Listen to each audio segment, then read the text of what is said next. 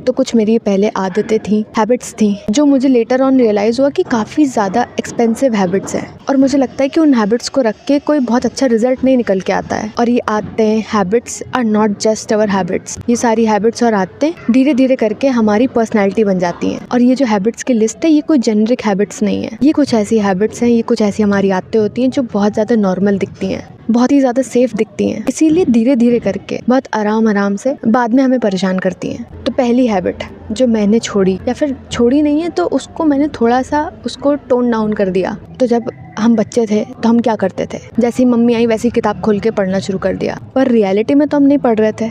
और वैसे ही अभी रिसेंटली कुछ ऐसा हुआ कि मेरा लैपटॉप खुला हुआ था और उसके बाद में मैं कुछ नहीं कर रही थी लैपटॉप खोल के, मैं सिर्फ फ़ोन चला रही थी। मेरे किसी फैमिली मेम्बर को ज़रूरत पड़ी होगी और उन्होंने मुझे कॉल नहीं किया क्योंकि उन्हें ऐसा लगा कि मैं कुछ काम कर रही हूँ, but I was doing nothing. मैं तो सिर्फ स्क्रॉल कर रही थी। ये बहुत छोटा सा मुझे रियलाइजेशन हुआ, ये बहुत ज़्यादा छोटा सा रियलाइजेशन है, पर हम अपने बहुत सारे लाइफ के पार्ट में यही कर रहे होते हैं। हम सिर्फ बिजी दिख रहे होते हैं, बिजी होते नहीं हैं। और कभी कभी we just pretend to be busy, low impact काम करके, लो वैल्यू काम करके वी जस्ट गेट टायर्ड और सबको लगता है कि हम बहुत बिजी थे। When you are busy 10 hours a day और उसमें आप कोई वैल्यू नहीं क्रिएट कर पा रहे हो, सिर्फ एंडलेस एफर्ट लगा जा रहा है, तो उस बिजी होने का कोई मतलब ही नहीं है। और हम सिर्फ हाई एफर्ट काम करके लो वैल्यू जनरेट कर रहे होते हैं, और वो लो एफर्ट काम करके ही हम बहुत ज़्यादा थक जाते हैं, जिससे लगता है कि क्या काम कर दिया, कितना ज़्यादा काम कर दिया है। तो आई हैड अ कलीग जिसका डेली का काम था मेल्स आंसर करना, ईमेल्स का आंसर करना, हर मीटिंग को ऑर्गेनाइज करना, हर मीटिंग के लिए लोगों को बुला के लेके आना, हर मीटिंग में बैठना और ये टेक केयर करना कि मीटिंग सही से हो रही है कि नहीं, और जो छोटे मोटे जो इश्यूज़ आ गए उनको रिजॉल्व कर देना, बस। और ये सब सुन के लगेगा आपको कि बहुत ज़्यादा रिस्पॉन्सिबल इंसान है वो, बहुत ज़्यादा प्रोडक्टिव इंसान है वो, but he was not. Productivity high impact काम करने से आती है। प्रोडक्टिविटी का मतलब ये नहीं होता है कि आपको अपना टाइम बहाना है। कम टाइम में भी, कम घंटे लगा करके भी अगर you are creating a value, if you are providing impact, तो वो होता है प्रोडक्टिविटी। तो अभी मेरा चल रहा है इंस्टाग्राम और ट्विटर का डिटॉक्स, पर पहले I was chronically online. Endless news का कंजम्पशन शुरू, एंडलेस स्क्रॉलिंग शुरू, जब टाइम मिल गया तब ये सब शुरू। और अगर नया कुछ आया नहीं है मार्केट में तब भी I would just go and refresh. ऐसा होता नहीं है कि नया ना आया हो, मतलब मैं पहला वाला सब कंज्यूम कर चुकी हूँ कि कुछ नया चाहिए, कुछ शायद नया पोस्ट मिल जाएगा, कुछ नई इन्फॉर्मेशन मिल जाएगी। और जनरली मैं रात में ही स्क्रॉलिंग करती थी, तो अगर 11 बजे भी शुरू किया तो 2, 3, 4 बज गया। और जब ये सब छूट गया है मेरा, तो अब इंस्टाग्राम को इंस्टॉल करने का भी मन नहीं है। ऐसा नहीं कि मैं अनअवेयर हूँ, जो सब कुछ हो रहा है, घट रहा है, मैं उससे अनअवेयर हूँ, पर उसका कंजम्पशन का पैटर्न बदल गया है, इन्फॉर्मेशन को कंज्यूम करने का पैटर्न बदल गया है। पहले I was just feeding junk to my mind. I was like कि ये केस हो गया, अरे इसकी एक एक इन्फॉर्मेशन मेरे से मिस ना हो जाए कहीं। एक एक माइन्यूट सी इन्फॉर्मेशन मुझे चाहिए रहती थी।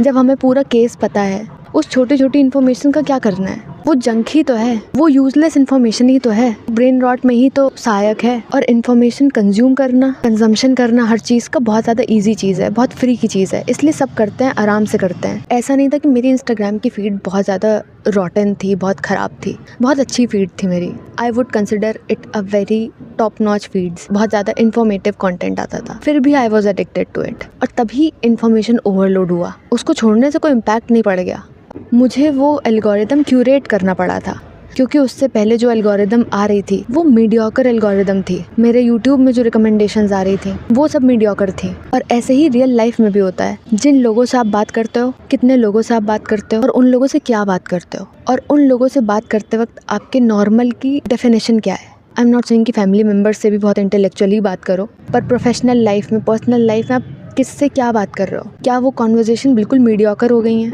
और अगर ये सारी मीडियोकर कॉन्वर्जेशंस आपको बहुत ज़्यादा नॉर्मल लगने लगी हैं, तो ये सारी मीडियोक्रिटी आपको कंफर्टेबल लगने लगेगी, सेफ लगने लगेगी, क्योंकि रेगुलर बेसिस पे आप क्या कॉन्वर्जेशन करते हो, किससे कॉन्वर्जेशन करते हो। और अगर आप रेगुलर बेसिस पे मीडियोकर कॉन्वर्जेशंस कर रहे हो, you are just discussing people for the smallest of the information, for the smallest of their flaws, वो हम खुद होंगे जो मीडियोकर रह जाएंगे, क्योंकि कॉन्वर्जेशंस हमारे स्टैंडर्ड शेप करती है और स्टैंडर्ड्स हमारे रिजल्ट, हमारा आउटकम शेप करते हैं। तो अगर हम हर समय मीडियोकर बातें, मीडियोकर चीज़ें डिस्कस करने में लगे रहेंगे तो क्या करेंगे? और मैं गॉसिप करने से मना नहीं कर रही हूँ, आपका जो मन है आप वो करो। Gossip is the most healthiest thing अगर आप कर सकते हो, but if you are obsessed over gossiping, if you are obsessed with people जिनके बारे में आपको 24 घंटे गॉसिप चाहिए, हर दिन गॉसिप चाहिए, तब हम खुद फॉल्ट में होते हैं। और जिस इंसान के बारे में हम गॉसिप कर रहे हैं, that person is controlling our life. We are the person who is losing our self and I am not anyone to stop you from doing anything.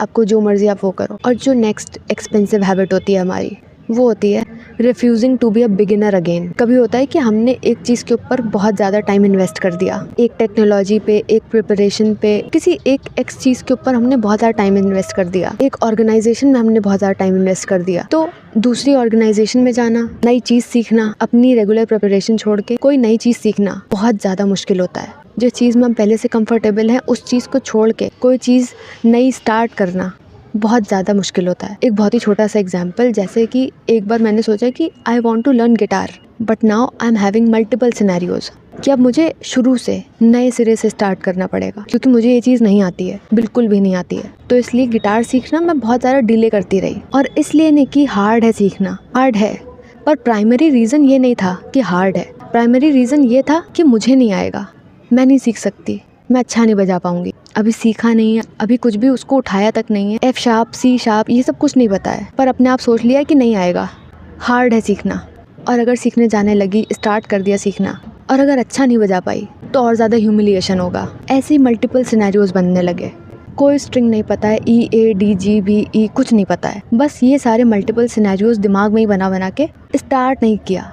क्योंकि हमें कभी कभी बिगिनर होना, नया सीखना मंजूर नहीं होता है, बिगिनर बनना नहीं मंजूर होता है। बिगिनर होना एक छोटे बच्चों की आइडेंटिटी से जुड़ा होता है। बिगिनर होना सिर्फ बच्चों का काम है, बड़े लोग बिगिनर्स नहीं हो सकते। अगर हम नई चीज़ सीखने लगे, अगर हम एक बिगिनर बन गए, तो हमारी ईगो का क्या होगा, हमारे स्टैंडर्ड का क्या होगा, हमारी रेपुटेशन का क्या होगा। और ये चॉइस हमारे हाथ में ही होती है। If you want to choose to look stupid, और या फिर हमें सेम सिचुएशन में ही रहना है, वैसे ही रहना जैसे अभी स्टेट है, जो कि एक ख़राब स्टेट होती है जनरली, या फिर हमें चूज़ करना है इस प्रेजेंट वर्ड सिचुएशन में रहना।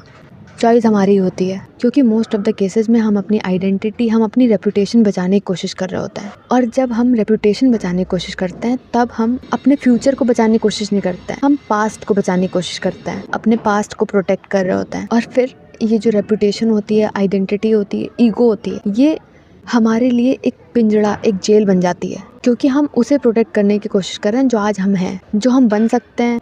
उस चीज़ को करके, मे बी उस काम को करके, उस स्किल को सीख के, या कोई नई चीज़ ट्राई करके हम क्या बन सकते हैं जो हमारा फ्यूचर बन सकता है, उसको इग्नोर कर देते हैं, वो अवॉइड हो जाता है। क्योंकि जो आज की करंट रेपुटेशन होती है, करंट आइडेंटिटी होती है, वो बहुत सालों साल में बिल्ड हुई होती है। हमें ऐसा फील देती है कि हमने ये आइडेंटिटी अर्न करी है अपनी फैमिली में, काम में, प्रोफेशनल लाइफ में, बाहर सोसाइटी में। और किसी नई जगह पे जाने के लिए अगर हमें ये आइडेंटिटी छोड़नी पड़ रही है, तो बहुत ज़्यादा दर्द होता है, तब बहुत ज़्यादा स्केप्टिज्म आ जाता है।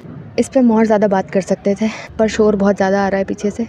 तो hopefully next time I will see you in my next. Okay, bye.